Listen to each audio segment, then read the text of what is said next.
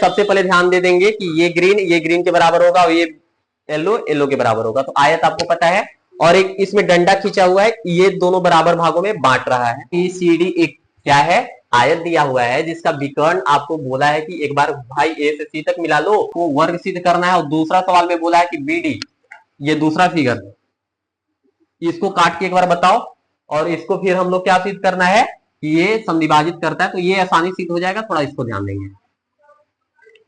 First समझेंगे, पहले हम बोल देंगे कि एक्स वाई जो है भैया जी ए को क्या कर रहा है, समद्विभाजित कर रहा है, लिख दिए। अब इसमें हम लोग एकांतर कोण का सहारा लेते हुए बना मिलेगा, और नीचे में वाई कोण मिलेगा। ध्यान समझो रे, दो बार में समझ में आएगा तो मेरी गलती नहीं है। अब बनेगा, बनता है कि नहीं, दोनों तरह से जेड बन जाएगा। तो जब एने से बनाएंगे तो ये मिलेगा, और जब ऊपरे से ऐसे मतलब डी से ए तक खींचेंगे, और यहाँ कहा है सी है, सी से फिर बी तक लेके जाएंगे तो एक ये वाला, सॉरी ऊपर वाला मिलेगा ना, ऐसे जा रहा है तो ये वाला मिलेगा, और ऐसे आ रहा है तो ये वाला मिलेगा। सही बात है। हम बोल देंगे कि एकांतर कोण से दोनों बात हम किए हैं।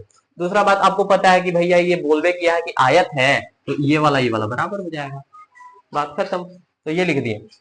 अब याद रखना, कभी भी कोण का बात होगा तो हम लोग आसन की बात बोलेंगे ना, तो आसन कोण की भुजाएं बराबर है, बस इतना याद रखना। आसन कोण किसे कहते हैं, कमेंट में बताओ आप, अब आप मुंह से बताओ। दूसरा बात में क्या बोलेंगे कि दूसरा बात के लिए आपको बोला है कि एक लाइन कैसा बनाना है, एक एबीसीडी का चतुर्भुज रहेगा जिसमें बी से डी काटेगा ना, बी से डी कटवाए है ना, समद्विभाजित होना चाहिए भी।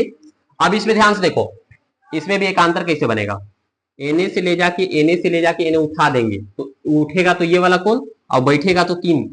ठीक है, मतलब क्या होगा, एंगल 3 बराबर 2, मतलब पहले 2 आता है तो 2 लिख देते हैं, उसके बाद 3 लिखते हैं, कोई दिक्कत।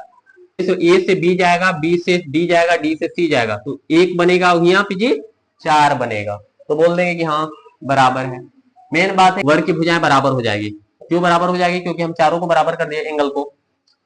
ये चीज थोड़ा सा आपको कंफ्यूज कर सकता है, एक और 3, ए और बी लिखना चाहिए था हमको। एक कहां से बनेगा बताओ, कोई दोबारा बताओ। एक जो है इसके सामने का कोण कौन सा बनेगा, 3, तो यही चीज लिखा हुआ है कि बराबर भुजाओं के सम्मुख कोण क्या हो जाएंगे।